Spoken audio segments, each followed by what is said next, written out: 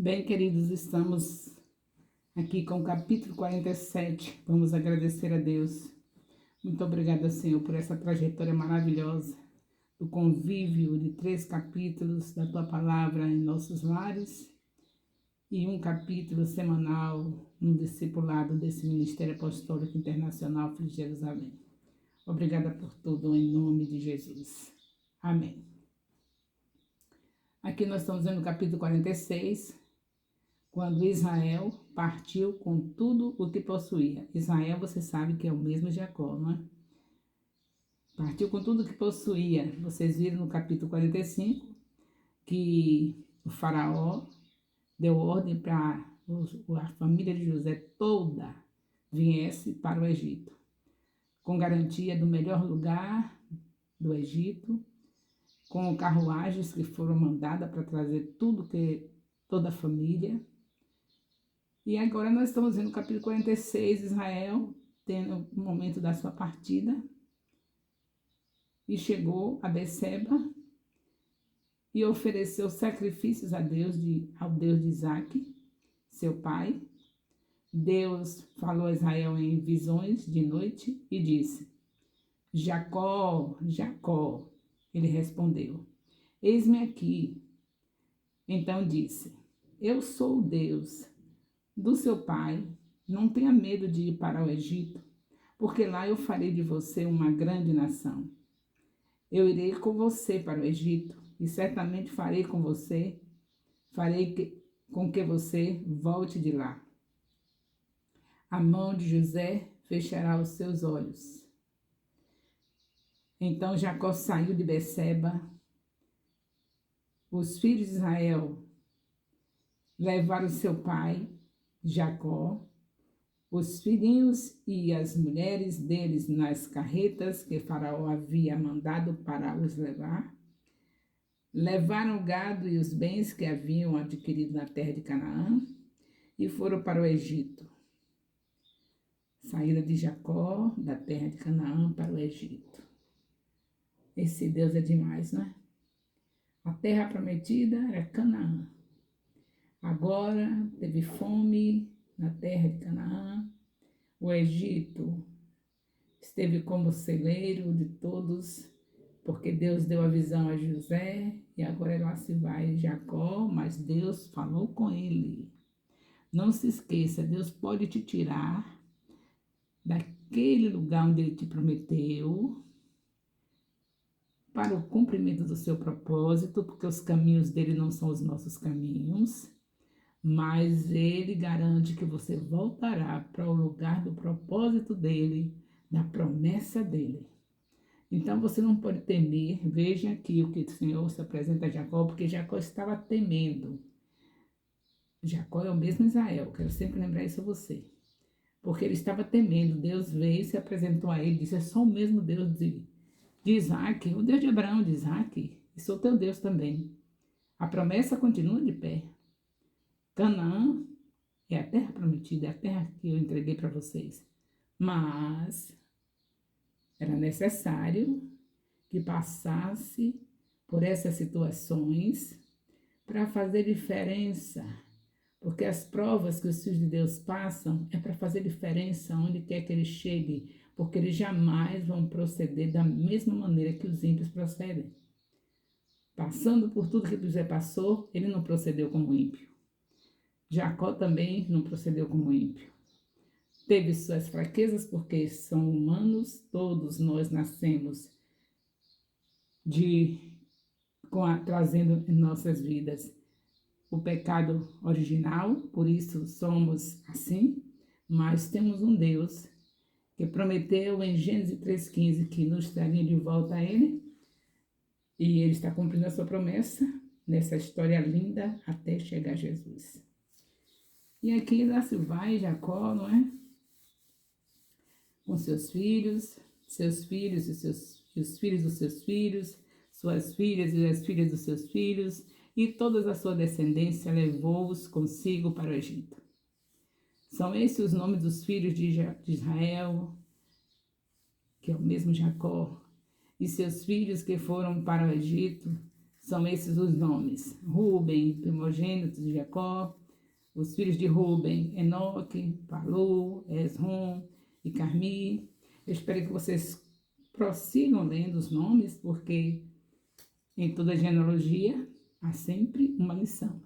Que vocês estejam captando a lição da genealogia, porque eu não tenho tempo para fazer isso aqui, porque eu estou na dependência de um vídeo que seja de pouca duração.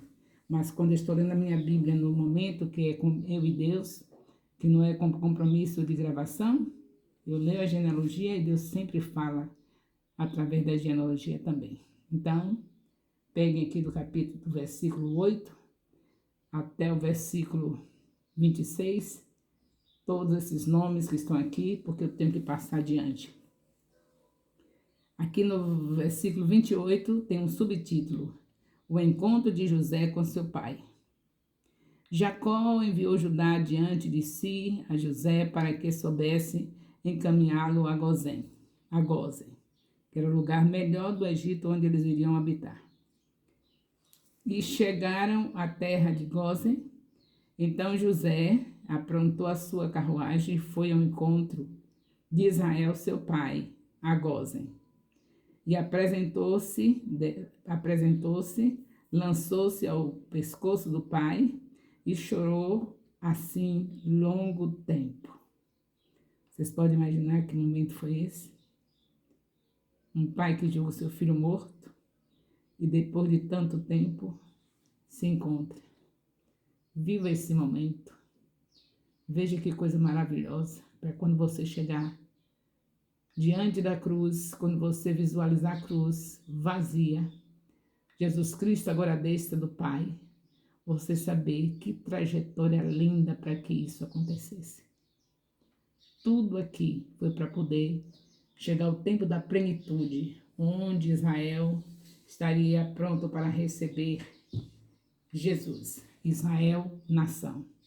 Pronto, que eu digo, no momento que Deus viu que era o momento dele chegar, porque pronto, você sabe que não estavam, porque estavam despercebidos e foram capazes de crucificar a Jesus. Mas esse era o tempo do Senhor. E aí nós vemos esse encontro maravilhoso de papai e filho, José abraçado ao seu pai. E aí vamos ver as perguntas. Aí partirei, ele diz assim, José disse a seus irmãos e à casa de seu pai: Partirei e darei a notícia a Faraó, meus irmãos e a casa de meu pai, que estava na terra de Canaã, vieram para junto de mim. Os homens são pastores, criadores de gado, e trouxeram consigo o seu rebanho, o seu gado e tudo que tem.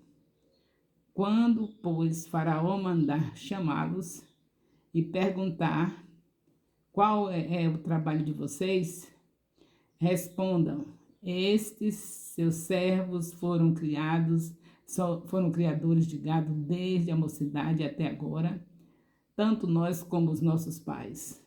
Assim, vocês poderão morar na terra de Gozém, porque todo pastor de rebanho é abominável para o Egito. Então, quando José se encontra com seu pai, que abraça, ele recomenda isso. Que não, quando fosse falar com o faraó, dissesse que era a única coisa que eles sabiam fazer, era criar ovelhas. E como essa profissão no Egito, criar ovelhas, era algo que eles abominavam, que eles achavam imundo e não aceitavam, então eles teriam que ficar num lugar separado, e esse lugar que ficaram separado, chamado Gozém, era a melhor parte do Egito. Tudo providência divina. Nem problema do Egito com os hebreus, o problema é que eles achavam os hebreus marginalizados, o problema é que eles não queriam de maneira nenhuma a profissão de pastor, não queria o Deus eterno dos hebreus, nada combinava com eles. Mas, quando Deus manda, até o diabo obedece. Deus queria essa história para que um dia Jesus chegasse e nós tivéssemos consciência de que o amor de Deus é um amor incondicional.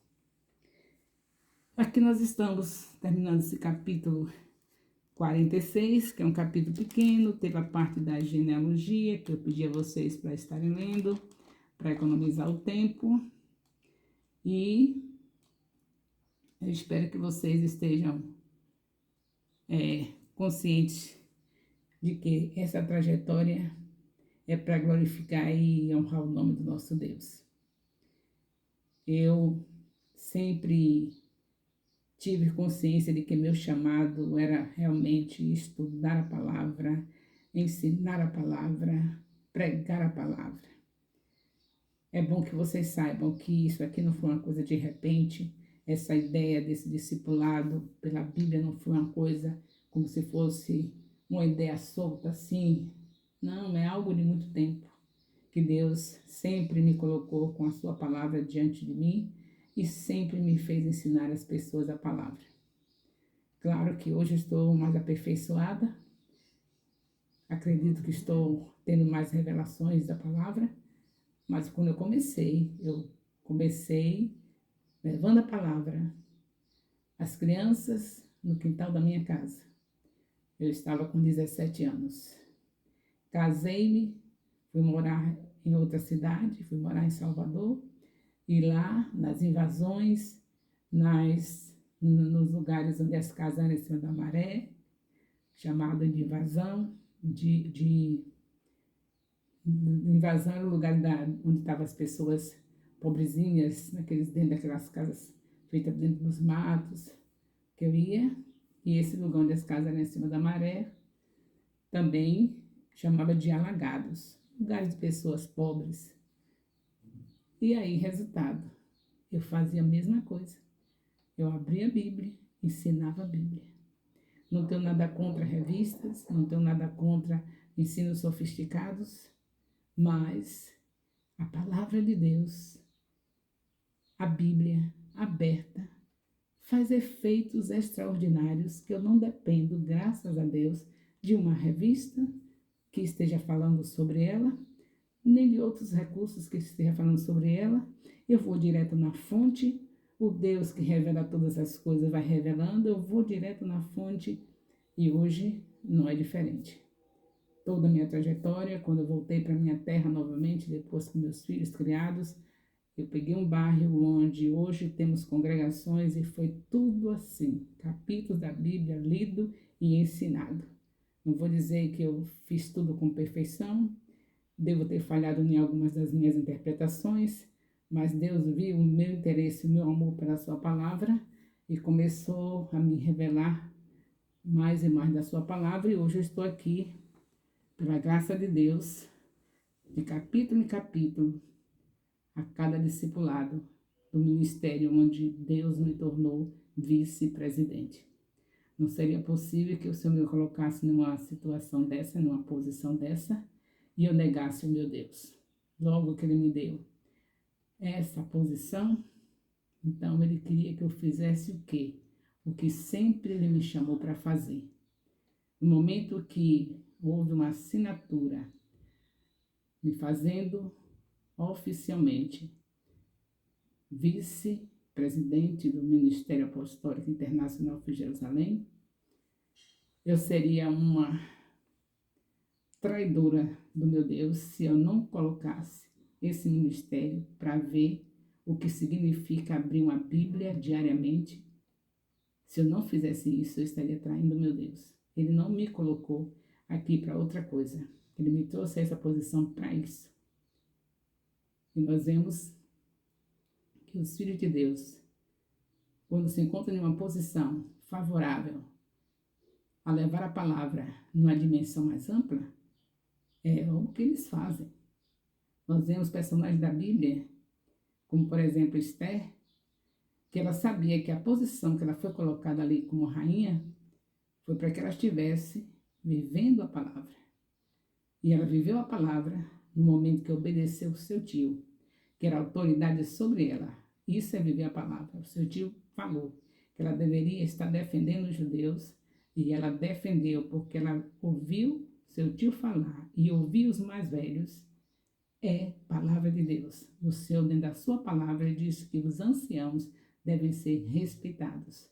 E Esther estava rica, esposa de um rei, e teve que saber de assumir a posição dela com a certeza de que ela não foi colocada ali a não ser para nenhuma outra coisa, a não ser para ser fiel à palavra. Quando seu tio falou, o Mardoqueu, que ela estava ali para isso, imediatamente ela fez o seu papel. Orou, jejuou, convocou as mulheres para jejuar com ela, e foi bem sucedida, e os judeus foram salvos por causa de Esther reconhecer que onde Deus nos coloca é para cumprir o propósito que Ele tem nas nossas vidas. Eu reconheci isso. Até enquanto não estava o meu nome assinado, documentado, tudo direitinho, eu estava por trás dos bastidores. Mas agora que Deus me colocou nessa posição, eu sei que não foi para outra coisa que não seja esta: levar todo o Ministério Apostólico Internacional de Jerusalém a amar a palavra, a meditar na palavra, de dia e de noite, como está escrito no Salmo 1, versículo 3. É essa a minha obrigação, como a uma pessoa que foi exaltada por Deus, na idade de 75 anos, ter o seu nome como vice-presidente de um ministério tão importante que Deus colocou nas nossas vidas. Então, nós estamos no lugar certo, na posição certa. Todos que sabem o que significa servir a Deus, sabem que obedecer aos mais velhos é uma ordem da própria palavra. Então, eu creio que todos que estão obedecendo é porque realmente conhecem que a palavra de Deus é como um martelo que esmiuça a pedra, é como fogo, como diz o profeta Jeremias, que a palavra de Deus não volta vazia, como diz o profeta Isaías, que a palavra de Deus é viva e eficaz, como fala o escritor aos Hebreus, que a palavra de Deus, meditada de dia e de noite, prospera, como fala o salmista. Quem realmente segue aos seus líderes estão entendendo que a autoridade, sendo boa ou má, é para ser obedecida. Como está escrito em Romanos, capítulo 3. Então, todos que estão entendendo isso, é porque amam a palavra e estão entendendo que a palavra é o que devemos seguir, porque ela é Jesus. Está escrito em João, capítulo 1, versículo 14, que Jesus é a palavra. Espero que a essa altura, já nesse capítulo, já estamos bem adiantados, né? No capítulo 47, já bem adiantadinhos.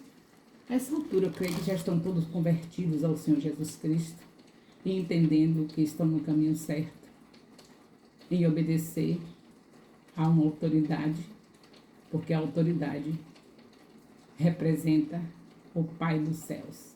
Todos que estão aqui como autoridade sobre as nossas vidas estão representando Deus para nós.